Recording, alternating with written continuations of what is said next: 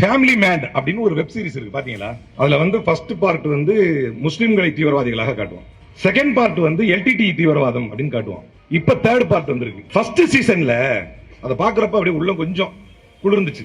First சீசன்ல கரீம்னு ஒருத்தர் இருப்பான். அவன் வந்து கொஞ்சம் காஷ்மீர்ல வந்து இழைக்கப்படக்கூடிய அநீதிகளுக்கு எதிராக பார்த்து பார்த்து கொஞ்சம் வெறுப்புல இருப்பான். தியேட்டர்ல வந்து தேசிய கீதம் பாடினா எந்திரிச்சு நிக்க மாட்டான். அதனால மக்கள் அவனை அடிச்சிருவாங்க. அது தப்பு அவன் பண்றது. அதனால மக்கள் அவனை அடிப்பாங்க. இவனை வாட்ச் பண்ணிக்கிட்டே இருப்பாங்க. வாட்ச் பண்ணிக்கிட்டே இருந்தா ஒரு கட்டத்துல என்ஐஏவுடைய ரேடார்ல வந்துருவான். என்ஐஏ அவனை ஃபுல்லா வாட்ச் பண்ணுவாங்க. இவன் ரூம், இவன் பேசுற ஆளு எல்லாத்தையும் வாட்ச் பண்ணுவாங்க. ஒரு நாள் ஒரு பெரிய இந்து தலைவர், ஒரு இந்துத்துவ தலைவர், ஒரு விஹெச்பி லீடர் மாதிரி ஒரு ஆளு அவன் வீட்டு ஃபங்க்ஷனுக்கு ஏதோ ஒரு வண்டியில பெரிய கேன் எல்லாம் வச்சு எடுத்துட்டு போவான். இவனை வாட்ச் பண்ணிட்டே இருக்கறதுனால அதுல என்ன இருக்குன்னு தெரியாதுன்னு ஒரு 3 பேரா போவான். 3 பேர் முஸ்லிம்ஸ். அதுல 3 பேர் போவான். அந்த கரீமும் அவன் ஃப்ரெண்ட்ஸ் 2 பேர் போவான். அப்ப போறப்ப இவன் ஒருத்த மட்டும், அந்த 3 பேர்ல ஒருத்த வந்து ஒரு கன் வச்சிருப்பான். மிச்சம் 2 பேருக்கு தெரியாது வச்சிருக்கிறது. போவான். என்னைய டீம் சரவுண்ட் பண்ணவன என்ன பண்ணிடுறான், பதட்டத்துல எடுத்து சுட்டுறான். அவன் யாரதோ கன் எடுத்துட்டு வந்துட்டான், சுட்டுறான். சுட்ட உடனே அவனை துரத்திட்டு போறாங்க. துரத்திட்டு போனா அந்த கரீம்ங்கிறவன் தான் மெயின். அவன் பதட்டப்பட்டு ஓடுறான். அவனை இந்த ஹீரோ சுட்டுறாப்ல, மனோஜ் பாஜ்பாய் வந்து சுட்டுறாரு. அவன் செத்துறான். செத்துட்ட பிறகு அவன் வண்டியை போய் பாக்குறானுங்க. வண்டியில வந்து டின்னா வச்சிருந்தானே என்னன்னு ஓபன் பண்ணி, இன்னும் குண்டோ என்னமோ ஓபன் பண்ணி பார்த்தா அதுல வெறும் மாட்டுக்கறி இருக்கும். இவன் மாட்டுக்கறியை எதிர்க்கிறானே, இவன் குடும்ப பங்கன்ல மாட்டுக்கறியை கலந்துடணும் அப்படின்னு ஒரு கோவத்துல அவன் போயிருப்பான்.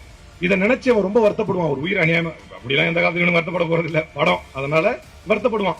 ஐயோ ஒரு உயிரை கொண்டுட்டோமே அப்படின்னு வருத்தப்படுவான். அதுல ஃபர்ஸ்ட்ல முடிஞ்சிடும்.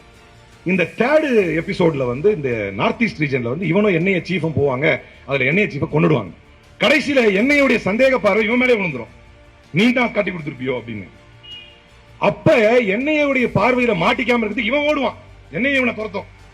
இவன் ஓடும் போது தான் ஃப்ரெண்டு கிட்ட சொல்லுவான், ஜேகே அப்படின்னு உனக்கு ஒரு ஃப்ரெண்ட் இருப்பான். அவன்கிட்ட சொல்லுவான், என்னடா சோகமா இருக்க? இல்ல எனக்கு கரீமுடைய ஞாபகம் வந்துருச்சு. நம்ம ஒரு அப்பாவிய கொண்டுட்டோம் இல்லையா?